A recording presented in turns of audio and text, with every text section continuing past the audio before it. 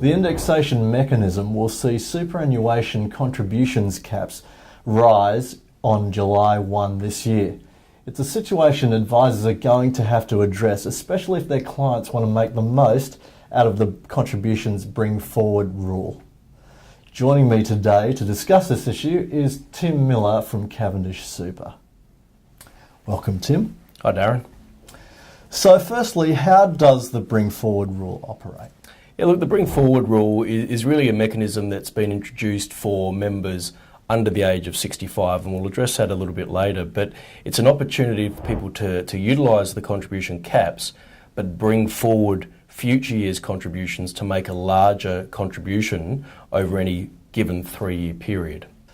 Alright, so what impact does the indexation process have on non-concessional contributions caps?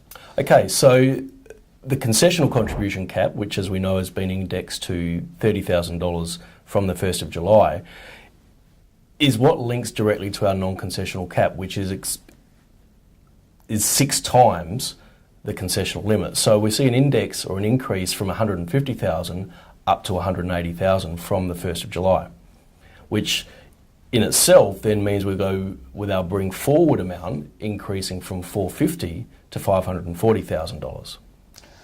So specifically, what sort of impact does that have on the bring forward rule and those types of strategies?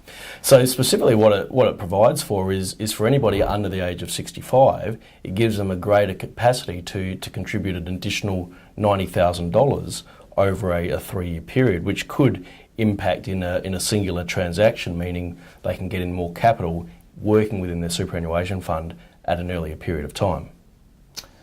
Now, obviously, timing is very important when we're talking about these types of strategy. How important is the triggering of the bring forward rule, and is there any time when it's too late to work in the new indexation rules here? Yeah, so look, there's a couple of points really to make when talking about the triggering and the bring forward provision. Firstly, once you've triggered it, so the current cap in pre-30 June, if we'd like to put it that way, is $450,000, so it's $150,000 in a year.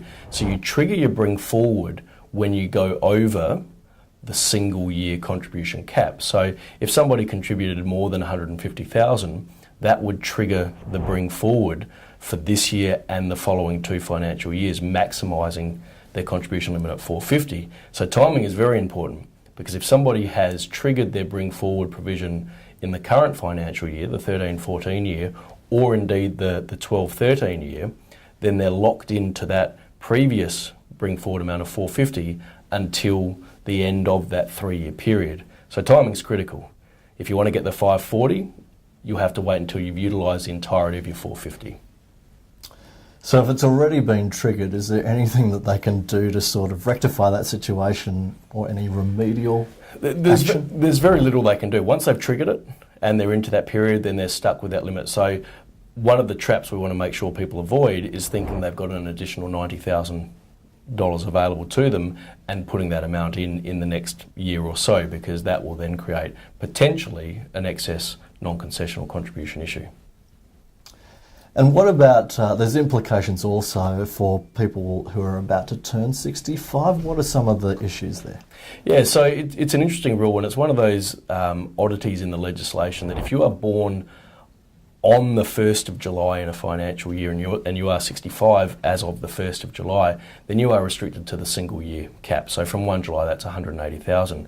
But if your birthday is on a date other than the 1st of July, then you are entitled to utilise the bring forward provision. So if somebody turns 65 next year, they can use the bring forward provision, they can trigger the $540,000, and then it's about when they make the contribution. So if they make the contribution prior to their 65th birthday, then there's no work test obligations. If they want to make the contribution after their 65th birthday, then they need to have met the work test of 40 hours in 30 consecutive days, but can still put in a single contribution of the $540,000. Okay, great. Well, thanks for explaining it, and thanks for your time today, Tim. No problems, Darren. Cheers.